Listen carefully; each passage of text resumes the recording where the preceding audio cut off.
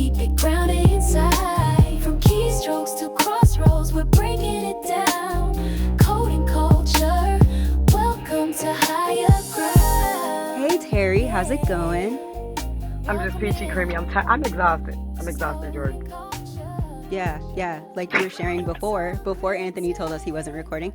You had a very busy day. You want to tell the audience a little bit about it? Because I know you're also women in cyber, so let's get into that. Yeah, so like I reside in 2 states, Missouri and Los Angeles. I flew in last night, got into Missouri about midnight-ish, and then we had an event at the Cybersecurity Summit downtown, which is 45 minutes from my house because I'm in a suburb of Missouri, and I had to be there at 6:30 in the morning to help put the table together. It was my first event as board president, so I want to be able to be present. What's wrong with me, Jordyn? I'm tired, okay? I am exhausted. Then I rushed back here. Took over an hour to get back from St. Louis just so I can be with you. So it's all about the passion and purpose. Dang, honored. My heart just skipped a beat. I'm so honored. Oh my goodness. So I wake up early, but for totally selfish reasons. Okay. Anthony probably sees it on my Instagram. You be following. But I wake up at 3 a.m. to go work out at 5 a.m. So totally selfish. But yeah, I want to say I'm tired too, but for totally different reasons. So listen, normally, and this is the thing, I'm old. I just don't look like it. I'm a whole grandmother, girl. So Wait, whoa. I've been a grandmother for 6 months, okay? So like I just don't look like it. But the truth of the matter is I get up early naturally because I believe in meditation. And I like to introduce myself to myself in the morning before I actually go out in the street. This is how you eliminate the imposter syndrome. When you know you, it's impossible to be imposter. Ooh, do you write like affirmations with I, lipstick on the mirror? I do not. That's too girly for me.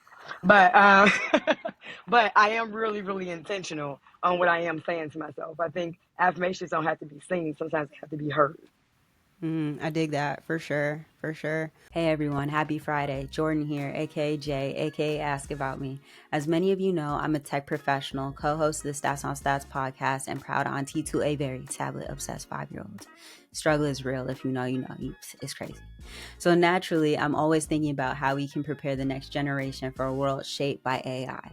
That's why I'm super excited to tell y'all about this.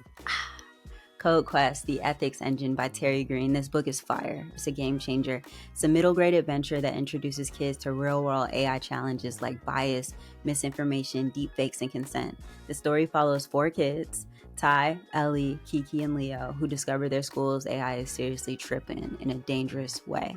Their mission: enter the ethics engine, battle bots and trolls, and teach the AI how to do what's right, not just what's efficient. The author, my homie, this her right here, this her, is a naturally recognized tech exec and a powerful advocate for equity and cybersecurity. She blends real-world ethics with fun, fast-paced STEM storytelling that kids will actually love. So, if you're a parent, mentor, educator, or just someone who cares about responsible tech, put Code Quest on your radar, share it, gift it, talk about it. Stay wavy. So if you're down, I have this game that I really want to play. I've never played it before, to be honest. Okay. So let's go. Okay. All right, cool. I read the directions right before this. So, I mean, we may or may not get it right. Maybe like spades. I may not actually know how to play, but it's all good. Okay. Essentially, it's called Who Said That? Is by Okay. Kinfolk Gaming or something. Oh my God. Okay, now you're trying to figure out. I haven't even seen New Jack City, so don't you be doing nothing like that. Okay. Don't worry, I vetted Okay. these questions before we came Okay. here. So Okay. we have Okay. 3 categories. I've only got like 5 cards. We have 3 categories. We've got music, history, and movies. So, you ready? Oh God. Yeah. All right, cool. Oh, and by the way, according to the instructions, if you don't get it right, I get the point. So, I think this is a game for you to win, but I'm gonna let you come. Let's do it. Let's do it. Let's do it. all right, let's get into it. Okay, so this one's music. You have to guess either the name of the person or the name of the song. All Okay. right, so a chair is still a chair, even when there's no No one one sitting there. there. A room is still a room. I think it was Luther Vandross, right? You got it. Ah, boom. Okay. All right, strong start, strong start. All right, so let's go ahead. Another music one. I'm so in love with you. Whatever you want to do is all right with me. You gotta say it. I'm so in love. Okay, okay. I do not know her name, but I do know the song. Oh God, I'm gonna pass. I don't know her name. I don't know Same. her name. I'm not supposed to give hints, but you ever heard the song "Love and Happiness"? Yeah, I just don't remember who sang it. Jordyn, love and happiness. That one. Yeah, I don't remember. Yeah. Yeah. So I'm bad with Okay. names. I'm bad with names. Okay. Well, this one was Al Green. Let's stay together. That's And crazy. my last name Green. That is crazy. Look, That's that should be illegal. That should be illegal. I don't. I'm not comfortable anymore. All right. Ooh. All right. So next one is history. Oh What God. happens to a dream deferred? Does it dry up like a raisin in the sun? Oh, Maya Angelou. The way you said it. The way you said it with confidence. And it wasn't her, was it? Langston It was Hughes. Langston Hughes. Yeah, Dream Deferred, Langston Hughes. Okay. All right, I'll give you that one. You got it, kinda. All right, movies. Show me the money. Okay. Maguire, Jerry Maguire. Okay, yeah, yeah. Jerry Maguire, Cuba Gooding Jr. Nice. Okay, last one. Movies. King Kong ain't got on me. Oh, Denzel Washington, man.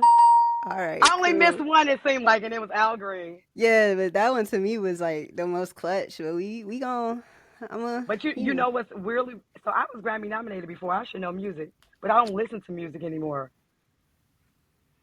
I lost So to Nicki Minaj. So, wait, like, wait, wait. Hold up. Let's get into that. Can we talk about it? okay, okay, we can talk about it. Just a little, just a little. Tell me. I mean, I Okay, saw so on your award winner, right? Award winning something. yeah, I'm an international award-winning technology executive as well as a music artist.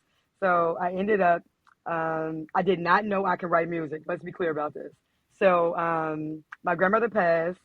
I wrote this amazing poem. I had a cousin. She was like, "That'd be a good song," and I said, "Okay." So I went on YouTube. Did not know that I can play the piano by ear as well as the guitar. I created at the time I was an associate broadcast engineer at a radio station when I was going through college. So I had already came into the executive branches like my junior year, and I created this song. And she was like, "Can I get the MP3?" She put it on iTunes. I sold 24,000 units in 24 hours with no promotion. And then I ended up on a show called Take the Stage because she submitted it there on MySpace. That was owned by Justin Timberlake, and I came in number 4 out of 6,000. And then, but I was a positive music artist, so I've always done everything positive. I done toured everywhere from Europe to Jamaica. Hell, I proposed in the girl Jamaica. I was on tour, right? So it's just having a good time. But I was still never gave up my career. At the time, I was working for IBM, and I never forgot.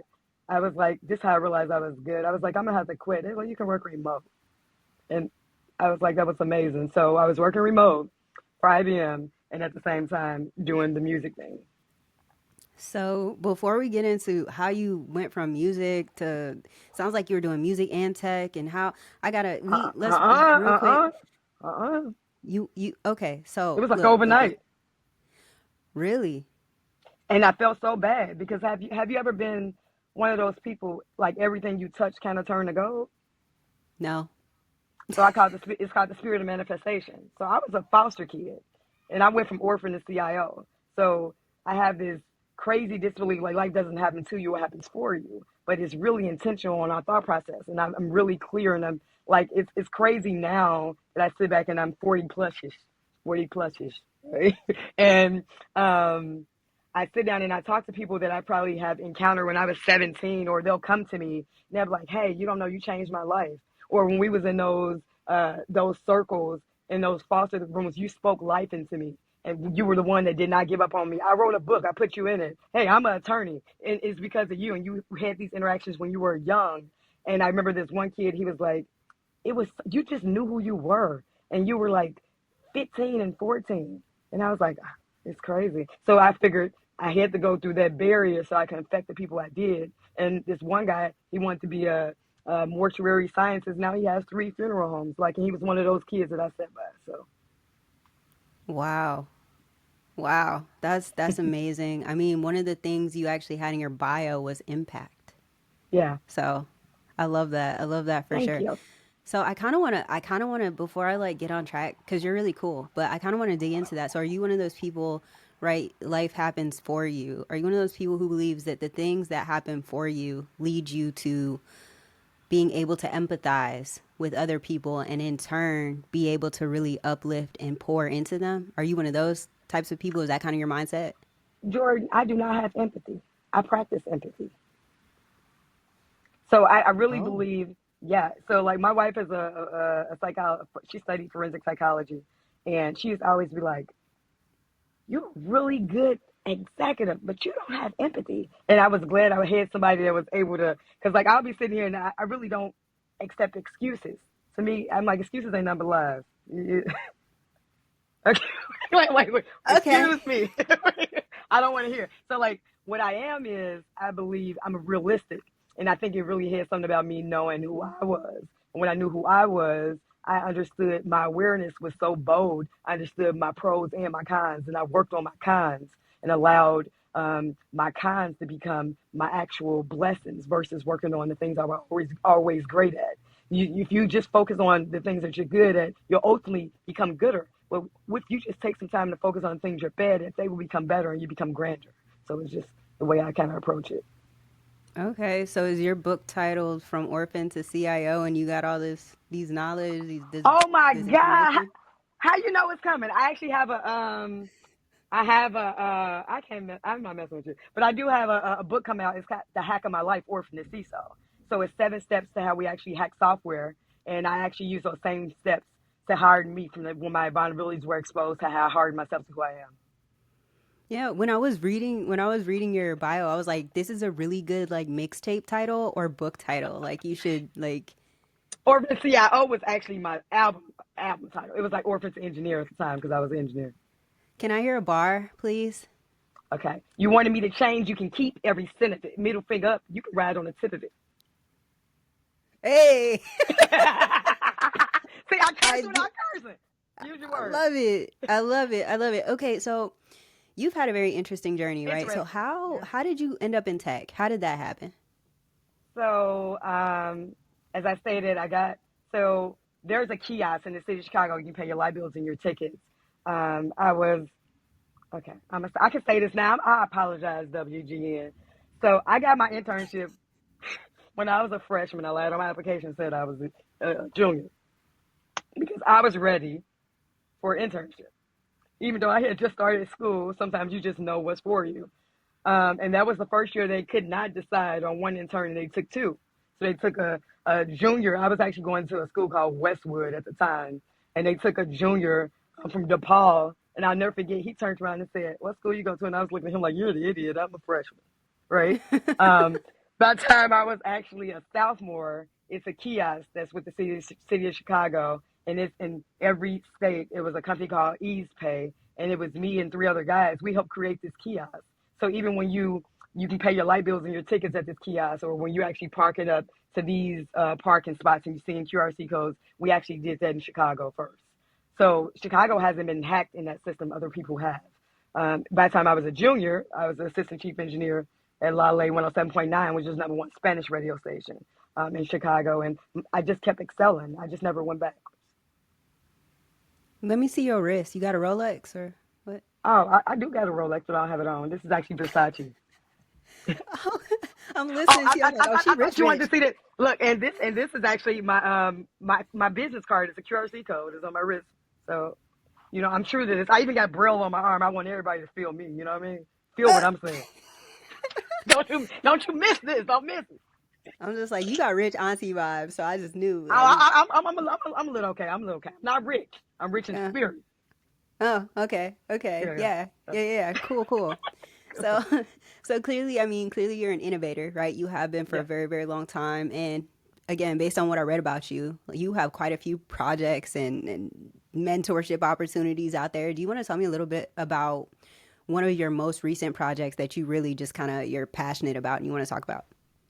So actually, I have this it's patent, so I can say it now. I'm actually trying to do a project with Lego to create a STEM cybersecurity Lego set that actually does interactability, and it's composed and teaching machine learning and AI, right? But it's teaching the ethics of AI. So the kids have to be able to kind of build the Lego set. They have the interactability behind it. So it's actually using Roblox behind it. And then they have to type in things with um, efficacy. So they're teaching the value of putting in cool terms and positive terms so they can be able to kind of get some of the things they say out of it. I'm trying to eradicate like cyberbullying. Kids really don't understand. I'm saying she's fat because she's fat, but it's not what you say, it's how you say it, right? So like being able to teach our kids, like some of these kids, they say the craziest things. I had a kid tell me, he was like, "You was cool, but we're not the same color." That's not the kid fault. It's not the kid fault. So like, or I have a daughter. She's blonde hair, blue eyes, right? And they told me I stole the girl. Like all type of craziness. Right? So like being able to understand the areas in which people come from and not be able to kind of judge them based on how they have grown up and being able to teach them something new. How do you expose them to something different they've never seen? And then I got this other project where I'm actually building a Barbie doll that's called Dr. Cyber Defense, and she's actually a cybersecurity woman that's of our skin depiction, so our kids can be able to not only just see themselves but play with themselves. That didn't sound right. It sounded right in my head. Kids, it still it all sounds sound it's fine. provocative. It's fine. We all knew what you meant. We knew what you Okay, meant. all right. It was coming from a place of love. So that's dope. I feel like I love that. I often wonder for folks who are really passionate about kind of getting kids that early exposure. I'm also kind of like, what a tall task, because you're essentially also battling values that they've already established in their homes, right? So they're in their homes, they might be hearing one thing, maybe, people chirping or whatever, and then here you come in trying to give them this positive energy, and it's just one of those things. I'm like, man, what a tall task that is. And So the only reason I think I sipped the tea is because I think about my journey, right? So I went to 9 different grammar schools, and the only thing that was consistent in my life was education and God. So I'm working on my 6th degree. I continue to go to school because it was the one thing that was consistent. And I'm not a certification person, right? So I was like, maybe I need to stop and get a certification, but why? Like, so it's all because we have a society that's trying to push us to what their norm is and not our own normalcy. So if education is how I feel normalized, let me do that, right? So like, but I think about these kiddos. One of those kids could be me. And if I had a dean, listen, I stayed in school suspension. Don't judge me. I wasn't bad. The curriculum was not challenged. Okay. So I had I to challenge got you. somebody. Okay. I stayed in school suspension in high school, and it was a young lady, a woman named Miss Betts. I went to Simeon. We got a lot of NBA What? players. Yeah. Were you a hooper? Did you hoop? Yes, I did. I look like it, don't I mean, come through, come through. come through, come through. Point guard. No. Okay. So, but of course, I wasn't making it to the WNBA. That didn't happen. That wasn't in my trajectory. But the craziest thing was when you think about how that's how I really kind of found out I was good at math. I was class clown. I didn't show that I was smart in school, but I hung with the smartest people. Like my best friend at the time was number 2 in our class and we'll have those conversations now. She's a phenomenal woman. She's amazing now. And she'll be like, you were this smart the whole time. And I was like, yeah. So we think about those kids as afraid to kind of step up and be themselves while they're trying to find themselves. So just trying to catch them in those moments of decision, right? So we can help cultivate the decision in the right direction. Yeah, for sure. Are you not tall? How come you didn't? I'm not. Okay. I'm 5'2". 5'2". Girl, don't get me started on, yeah, I played point guard too, but I tell my dad all the time, why didn't you push me to really dive into soccer? Because we all knew I wasn't going to be tall. What a waste of time. What a waste of time. But yeah, it's all good. It's all good. Yeah, okay. So, so from a mentorship perspective, right? Because obviously you're in tech. So have you had the opportunity to kind of connect with folks who are transitioning into the industry? And if so, what kind of advice do you kind of give them? Like honest advice, you know what I mean? What kind of advice do you give them? I tell them, passion is not something you're gonna learn in school. And we as people, it's okay not to know what you want to do, but it's not okay not to know who the hell you are, right? So when we start to think about confidence, many women I have seen that's all. So I don't just mentor people coming in the industry. I mentor women that aspire to become C-level execs. So I done had directors from MasterCard and Bayers, and one lady after 12 weeks with me became VP of cybersecurity at MasterCard. One woman got a lateral movement from director to director, but it's all about building the confidence muscle. They had the other two sets, and that's the commonality for me. Women have been shun off for so long. Our biggest barrier has become one another. And when I think about the people that crossed me in the industry, it was always the people that looked like me. It wasn't the men, so being able to understand the difference between sponsorship and mentorship is important. Mentors give you guidance, but sponsorship open doors. It's what I say about you in the rooms you're not in. So how do you be able to kind of make sure you can be able to forge relationships that are genuine? You can't do that until you're genuine with yourself, because integrity matters. And so a person is always look at your integrity, and I tell them, don't think about the CIA triad, think about your triad and tell me what it is. Ooh, I feel like I'm getting a preview of what your book is about to be like. It's going to be a good book. I believe it's going to be good, but I'm biased. Man, I think I saw something that you posted, and now I regret dropping my phone on the floor. Anthony, cut this out because I got to grab my phone to read a quote. Ugh. I promise I'm mostly professional. Okay, so he's right. I'm really not. Dang, that's messed up. It's all right. Your last name's short. But you just told me you were short, Jordyn, so I had to go there. We did. We had to go there. So first, let me confirm. Are you Lyric Teri? I am. That's my artist name. Okay, cool. OSINT, right? Had to Google you. I was all up on your Facebook. Okay, so there was this thing you put up that says, they used to say, behind every good man is a good woman. I'm blessed to see the day. One where behind every good tech strategy is just good people, man and woman, side by side, building forward together. So that made me think, because you've been in the game for a long time, right? For respectfully, 18 years. 18 years. Respectfully. So you've been in the game, for 18 years. What are some of I would imagine you've kind of seen transitions throughout when it comes to, the profession. So what are some of the biggest changes you see now versus when you started? Some men was actually dealing with the fear. And I think it was the fear of existence between men and women. When you think about women are more strategic at heart. And it's naturally why we was at home. We had the multitask, right? And guys are sometimes myopic in viewpoint. So they'll stack things up when we're spread it on the table. That's why we're able to get things done at a faster rate. And some men were intimidated by that, right?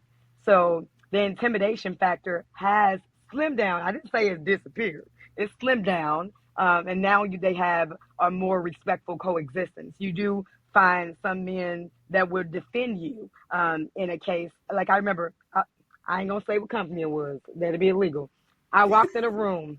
I had my entire team was all men. And I had a man that looked like Bill Cosby. He did. I was like, it's Bill Cosby guy, brother. But they look just alike.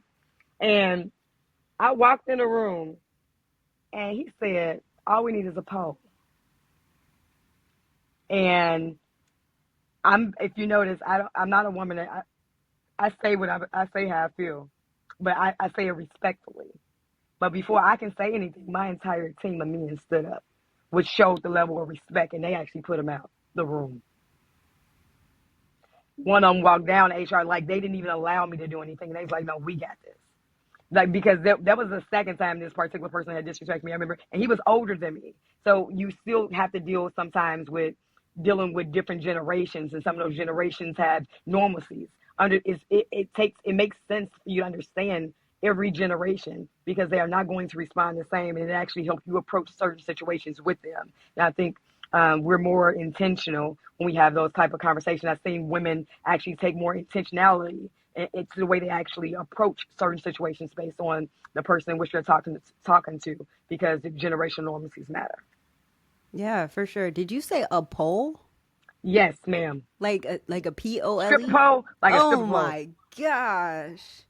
And I was like, well, I hope I'm diamond. This is illegal. This man is illegal. But before I can even respond, because I was trying to, all them degrees, I be trying to keep Chicago to the side, I just was like, but the team stood up. And that was actually good to see because you saw men understanding that there was a variation in difference as you being their leader. They were able to see the progression forward. They only, not only, I even did meditation and yoga with my team, focusing on becoming better people, not better technology people. And that type of intentionality was important.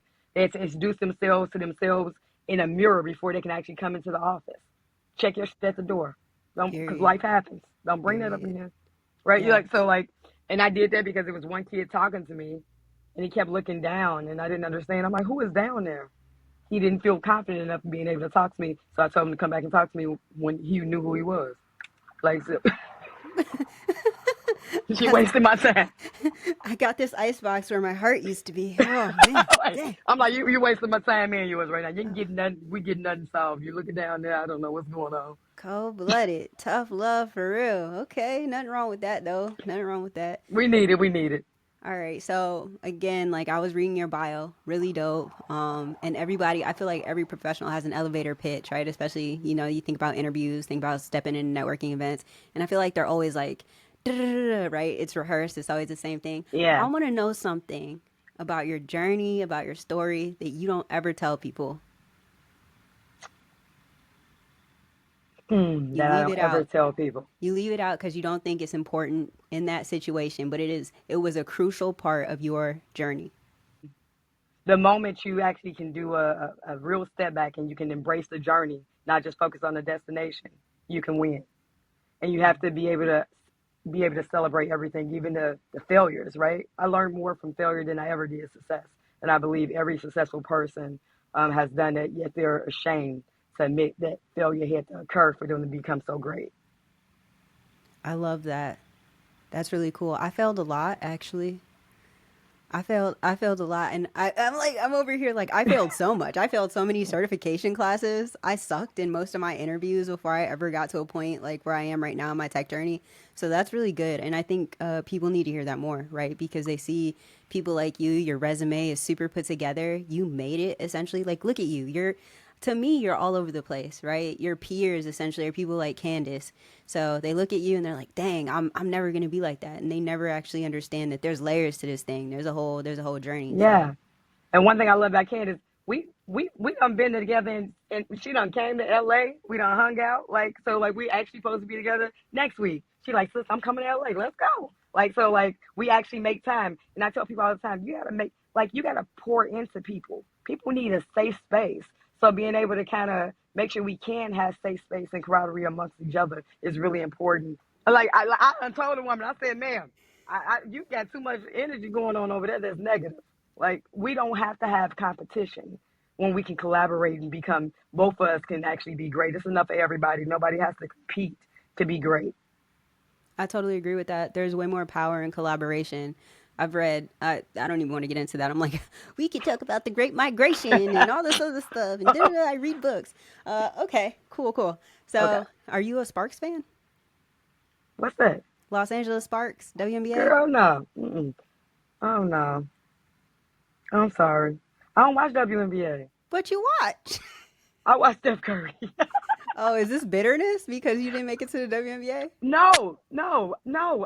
It just happened too late. I would have watched it if Cheryl Miller got her tail up in there.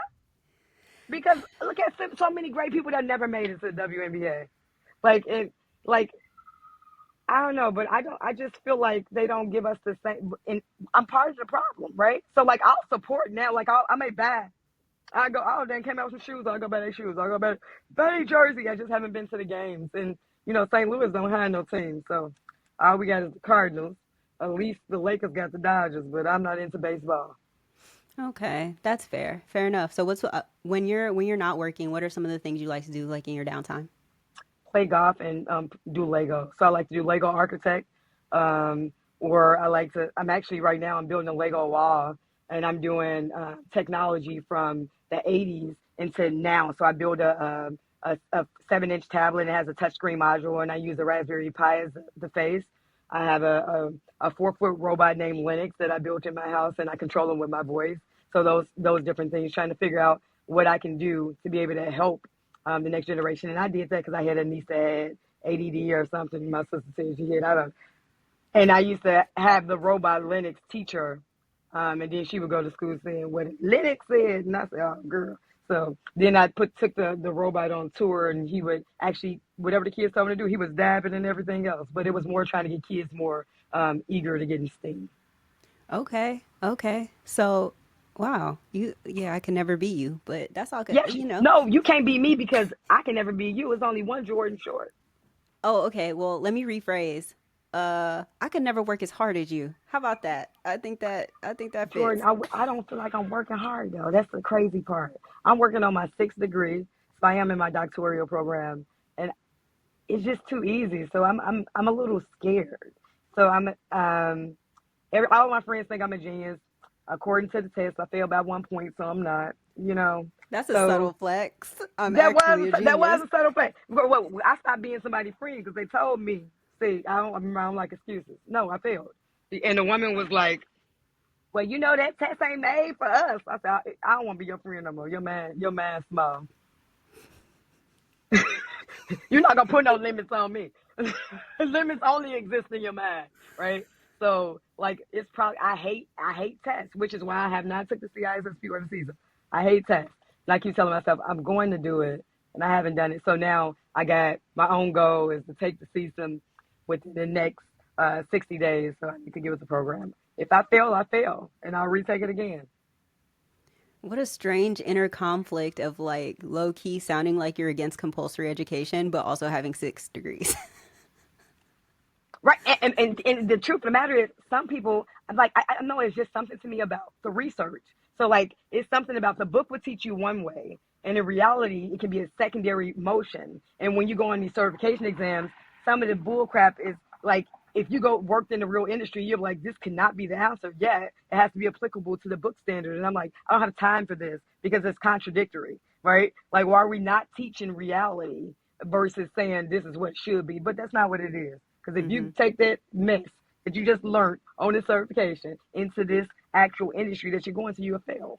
So Yep. like, and if you only taught them one way, now, now what? That one way is broken. Like, so it's like I don't know. I'm more like let's like really test this out. And I don't. So which should I have? I mean, maybe I'm part against it, but I need to get with it because I'm actually challenging my team to do it, and I would never want to be a manager to have my team do something I'm not willing to do. So I'm gonna try. Yes. Yes. I love good leadership. There aren't that many good leaders out there. They might be getting paid leadership pay, but Oh, Jordyn ooh. said it. Ooh, she said, ooh. Jordyn, I read a little bit about you too, since you getting all in my business. Okay. Okay. What made you go to the service? Actually, I can tell you something that most people don't know about me, and Okay. I'll try not to hold up too much of your time, actually, because I know we're at 30 minutes. But Yeah. yeah. So most people don't know. It was two reasons actually. So I wanted to drop out of college and take a gap year, and Okay. having black parents, they're like, "What the hell is a gap year? That mean come home and sit? No, Yeah. you're not. You're not taking a gap year." And that actually stemmed from at the time the guy, my boyfriend at the time, he died like straight up just Oh. dead. And so I was like, I can't do this right now. I need time to kind of grieve. Da, da, da. And so I just knew I had to drop out of school, but I also didn't want to go back home. So sure enough, timing is everything. Recruiter was in the common area, like, hey, are you interested in traveling the world and having everything paid for? Hell yeah, I'll do that. Sign me up. Yes. So yeah, that's literally what happened. I always tell people I think at this point in my life, I'm able to say I was running away from grief, and so I was able to. I made it like a solid 4 years before I finally cried about, like really truly cried about it. So that's why I joined. But isn't it phenomenal that when we allow God to take the wheel, um, He can lead us into places or turn us down streets we're never willing to go. And sometimes the momentary stop signs are needed, which is why we have them. People run the light, they put themselves in danger when they can just slow down. And 4 years later, now look at you. 4 years Yeah. later, you went through that, you became who you were, and while I'm at, and you're still growing, you're still elevating, you're still gonna rise it because I can see it. You might gonna be next Oprah, who knows? Yeah, I believe Anything is possible. yes. You and Candace are BFF or something because she's also a huge cheerleader. Just like yeah, I need to. Yeah, I'm gonna start doing that more for people. Just like yeah, I love that. But thank you so much. I mean, I really before we wrap it up, right? I would really like to know because your insight is so valuable for the people who are gonna listen to this, whether they're new to the game or they've been in it for a long time, what's something that you want to leave them with that you feel they should have just, moving forward in their career? Listen, life is hard. Nobody said it will ever be easy.